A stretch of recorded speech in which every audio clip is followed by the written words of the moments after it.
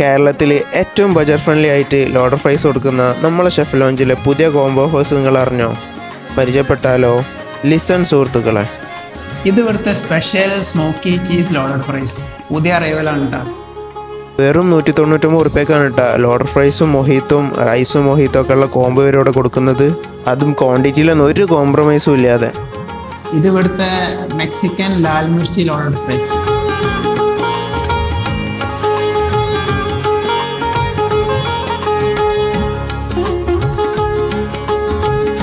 ഇത് ഇവിടുത്തെ crispy loaded fries.